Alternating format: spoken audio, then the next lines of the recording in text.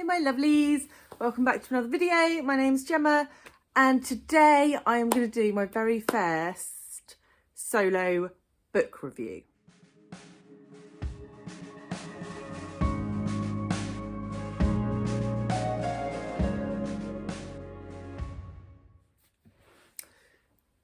So last week I finished the 5th season by NK Jemison. I did talk a little bit about it in my Athens reading vlog, if you haven't seen that yet. But this book blew my socks off. And so I thought I wanted to do a review for it all of its own. It deserves it. It was that good. So, I'm going to start with a brief synopsis. Apologies if this is a little bit clunky, as it's my first attempt. I have tried to write some points down on my trusty piece of paper to keep me in line, but we'll see how it goes. So this book is I suppose a genre merge between fantasy and sci-fi, specifically post-apocalyptic sci-fi. So we are in a world where there are what the people of this world call 5th seasons. So every now and again, an almost apocalyptic event occurs, wipes out the majority of the population. A few people are left, they have to rebuild, and then after another amount of time, differing lengths of time, another almost apocalyptic event occurs. So within this story, we're following 3 timelines and 3 point of views. So 2 of the characters are living pre-5th season, and the 3rd point of view is of a woman who is experiencing the beginnings of a new season. So I don't really want to tell you any more about the plot, I don't think. I will talk a little bit more about the point of views. In this, as I said, we've got 3 different female perspectives. We have one that's a younger girl. Then we have someone who is studying the magic of this world, and I'll talk a little bit more about the magic system in a bit.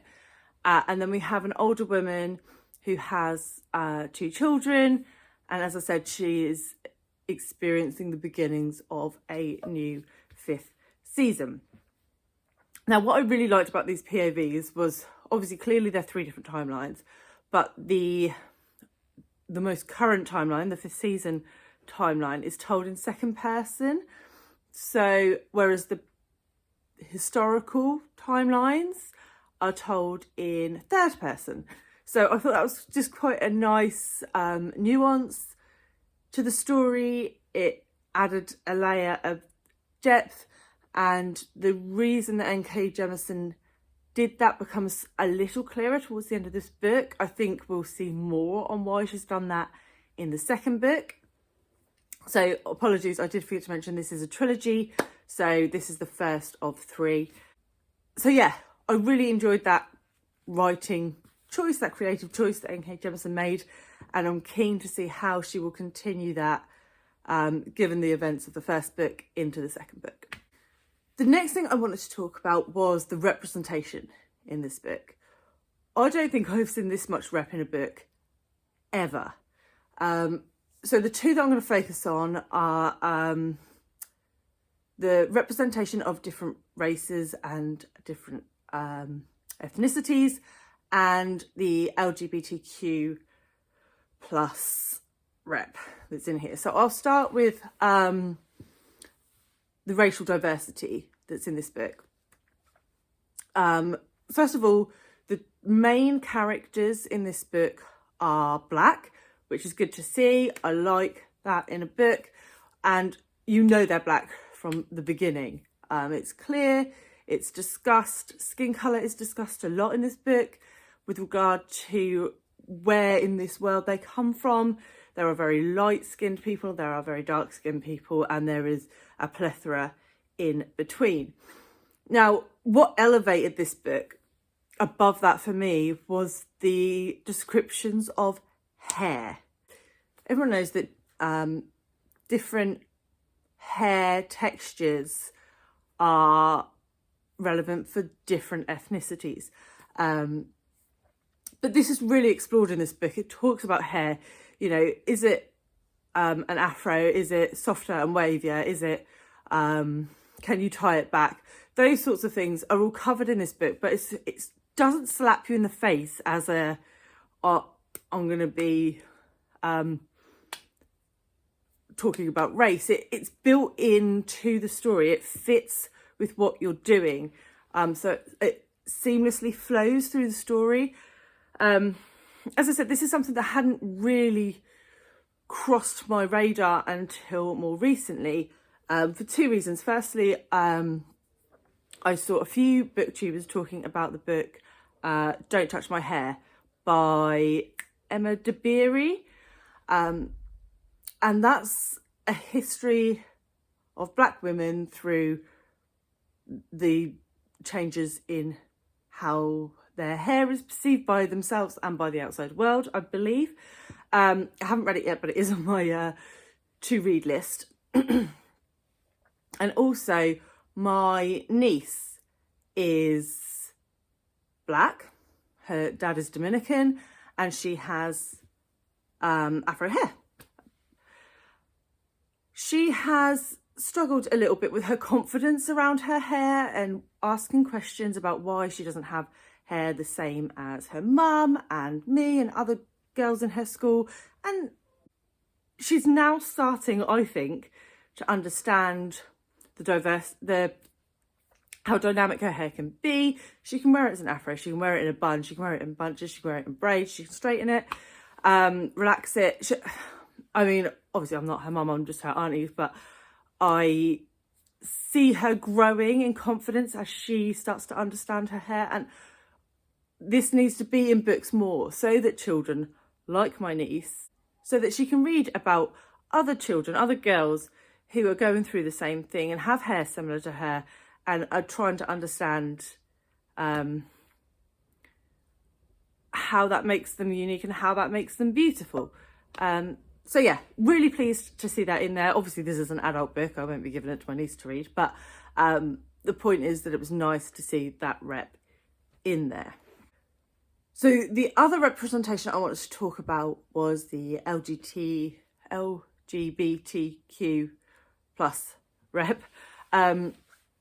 So this book contains a trans character, a bisexual character, and a gay character. So loads and loads of rep in here, which I really liked.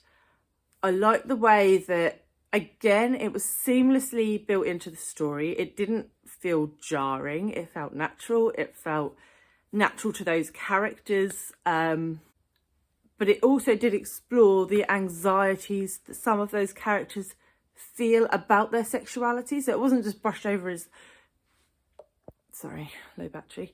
It wasn't just brushed over as, you know, everyone just deals with it. It, you know, the struggles of the characters were portrayed well too. So that was fabulous to see. Great representation without it feeling forced throughout the book. The next thing I wanted to talk about was the world building and the magic system. So I've sort of described the world quite a lot already. The author doesn't info dump at any point, or I didn't feel like she did. It is just dropped in throughout. You learn about the capital city and the surrounding towns and how, as you get further out into the world, it's a little bit more desolate and those sorts of things. And that's just drip fed through the story, and it just starts to build quite naturally in your mind, which I really liked.